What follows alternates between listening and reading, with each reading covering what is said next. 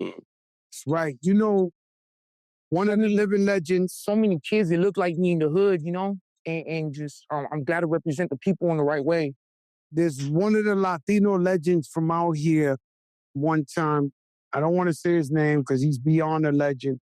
But he come and I take him to the Bronx to hang out with me. You know, we in the Bronx. So it's very different, but this is what I want to talk to you about so people can visualize and understand what's going on.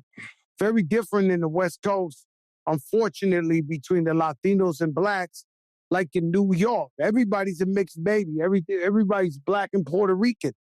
And so he comes with us, and I'm just showing him a good time. We at Jimmy's Bronx Cafe, and he asks me, yo, you fuck with the black people?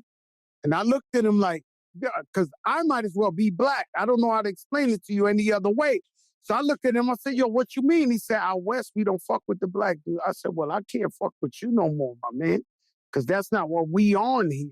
Yeah. Right? And I didn't even understand. That's Flojo time or some shit like that. I think I know who you're talking about. Well, it don't matter. Yeah, he's a legend.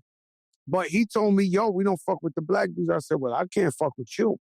That was the last time I ever rocked with him, even though he is a legend and he's a pioneer and somebody who started it. But that's when I started to realize that there's parts of the country that Latinos and blacks ain't connected like that. Yeah. You know, and so that's what you meant when you went up there. You said, yo, this brother gave me a chance. Let's unify. Yeah. Stronger together.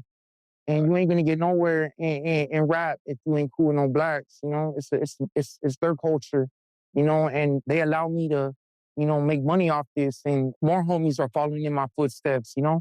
And I appreciate everything Kendrick Lamar did for me. He changed my life. You know, I always said that the biggest rapper on earth is going to be a Mexican rapper if he finds a way to let... I always tell you that, Steve. Steve Lobel's here. The biggest rapper on earth is going to be a Mexican-American rapper that fucks with black people, fucks with everybody, and just makes music for everybody. He's going to have the whole world in his hands. You leading that in the footsteps, and you know we already got that. You know, Big Pun, his song was more than that means Latinos and blacks together. So I've always been about that. You pay the way. Good looking, brother.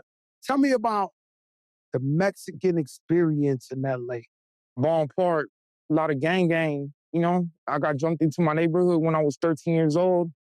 Juvenile hall, prison, live the real life. You know, really about that life. And I was sitting in Pelican Bay, and I'm like, man, you know, it's just a revolving cycle. I was in Cork and Shoe, Pelican Bay Shoe, and I seen Jeezy.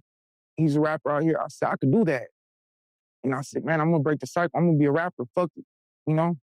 And then the rest was history. I manifested everything. I seen it in my head. I ran with it, you know? But just, you know, real Latino neighborhood, La Puente, Bond Park, West Covina, El Monte, you know? Just ain't nothing coming out of there. Just gang banging, you know? Try to make a change.